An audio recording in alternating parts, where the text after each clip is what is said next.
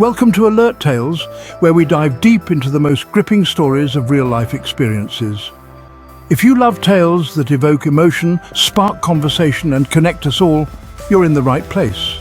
Don't forget to hit that subscribe button and join our community for more captivating stories that will keep you on the edge of your seat.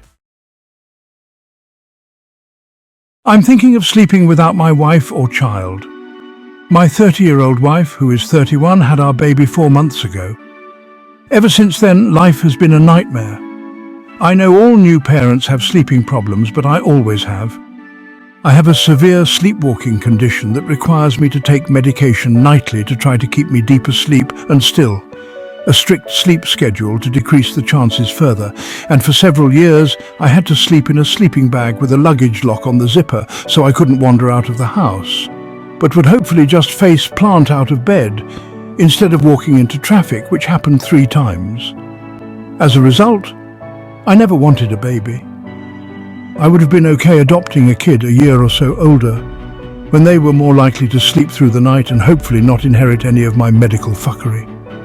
Type 1 diabetes, cardiac arrhythmia, and truly horrible eyesight are not something I want to give a kid, but that didn't happen. My wife ended up getting pregnant last year, despite our best attempts. She had one of the birth control implants, and I always used a condom. I even got a vasectomy shortly before we found out she was pregnant. We talked extensively about it, and while we were perfectly capable in most senses, I knew that she would be the one handling nights. I discussed my condition with her thoroughly, suggested getting family to come help for a while post-birth. My mom had 5 kids and my stepmom is a newly retired NNP, but she always insisted it would be fine. Then the baby is born, a little boy, and it's not a fine. My wife had 12 weeks of paid maternity leave, about 3 weeks of accumulated paid sick time, and 3 more weeks of vacation saved up. She's coming up on the end of it now.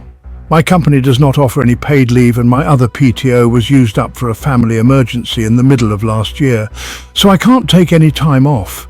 Almost as soon as our son Connor was born, she started kicking me awake when he cried so I could take my turn with him. A few times I did, but within the week I noticed I was starting to move in my sleep again, and at one point I bit my tongue and woke myself up. I think I tried to push myself up, but my arm slipped and I hit the bed. After that, I essentially begged my wife not to do that again. I tried to impress on her the severity of it. What if I got up and turned the stove on? What if I went to get the baby but then dropped him, or laid him face down, or walked out into traffic with him in my arms? I was terrified. She told me to stop making bitchy excuses, but ended up being the one to get up anyways. But she always kicked me when she did, so I'd wake up anyhow. I started noticing things were in different places when I got up. At one point, I couldn't find my glucose monitor in the kitchen, where it always is, and it wound up being on the balcony. I tried asking my wife if I had been sleepwalking, and she snapped at me she didn't know. She was always up with the baby. 2 months ago, my wife got sick of getting up at night and told me she wanted us to start co-sleeping with Connor in our bed. I told her I didn't think that would be a good idea. If I started moving around, I didn't want to end up hurting our son. Quite frankly, I was thinking that we should be locking his door so I couldn't get in there without being awake. Then my wife told me to get out. She told me that from now on I would be sleeping in the guest room. She told me I was useless when it came to our son. The only thing I offered was money and excuses, and she wanted me gone. I was devastated.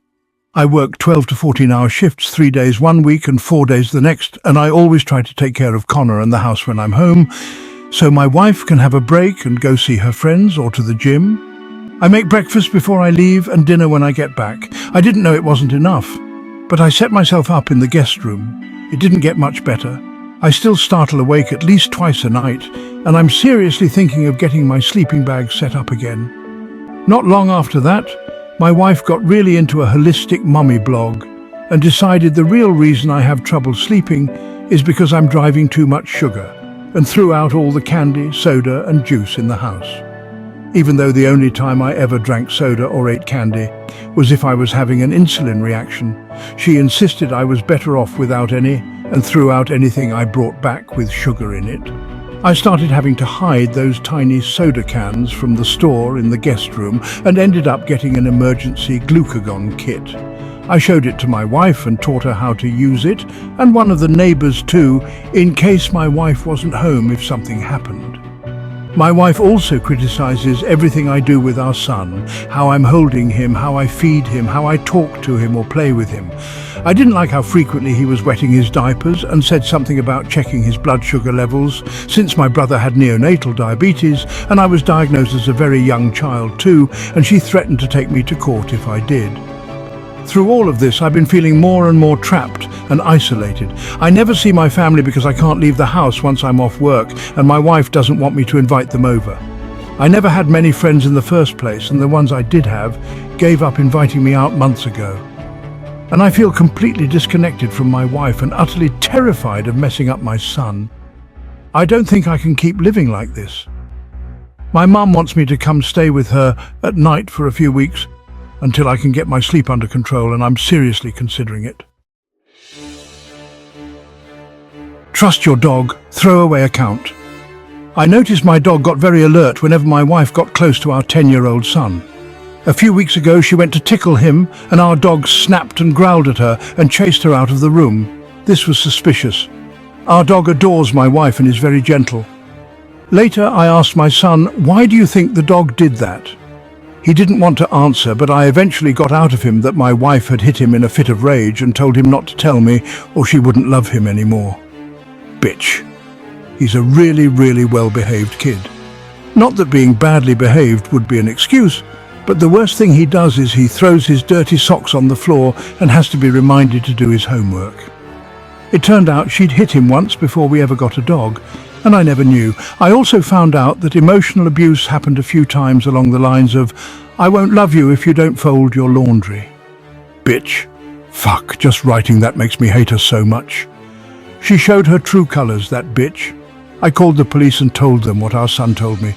He was so upset that he didn't talk for a few days after he told me what my wife was like, but he nodded yes for the police.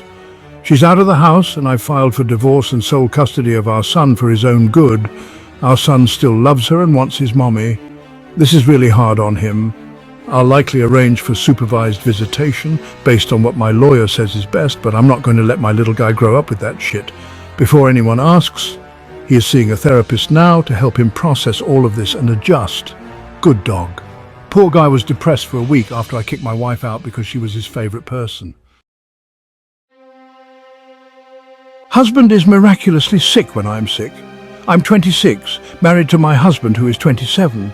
Currently I'm 31 weeks pregnant and suffering from a barrage of issues. I'm on antibiotics due to an infection and have been in and out of the hospital the past few days, all while working full-time. TMI, but I've come down with an explosive stomach bug which has resulted in non-stop vomiting, nausea and more. My feet have swollen to the max and doctors are worried I might have preeclampsia. They've asked me to rest and keep an eye on my blood pressure. They've also booked me in for a scan tomorrow. I came home after work absolutely feeling like death and crashed out with a fever and shivering. I asked my husband to cook and clean today, but he seemed a bit off about the request. So I said, never mind, I'll order food since it's a Friday evening. He has been playing video games for 5 hours straight, laughing and happily socializing with his friends.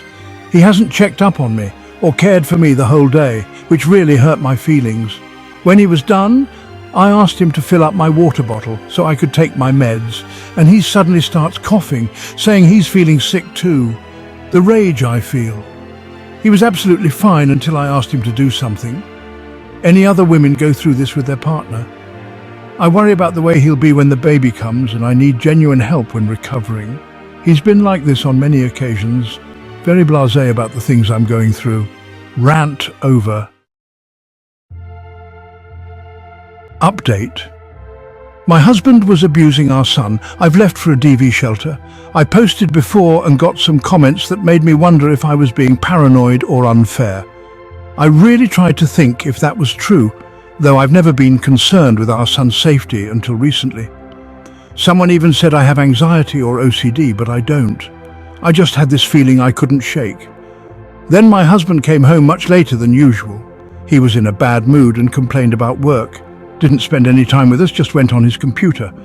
Then at 1 a.m. I woke up to screaming and ran into my son's room to find my husband holding him up at arm's length and screaming, "Shut up," in his face.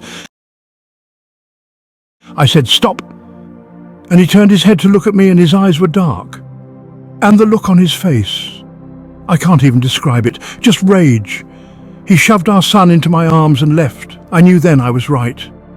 I packed a bag and left for a motel. I was so lucky I had just enough in my old separate bank account so he couldn't track it or decline the charges, and I took the little emergency cash from our home so I can afford bus tickets to a town with a DV shelter after our pediatrician checks him to be safe.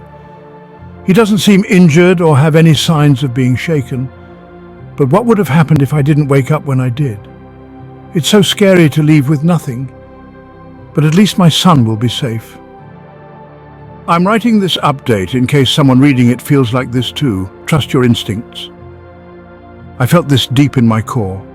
I knew something was wrong. Edit. Thanks for the supportive replies. We've made it to the shelter.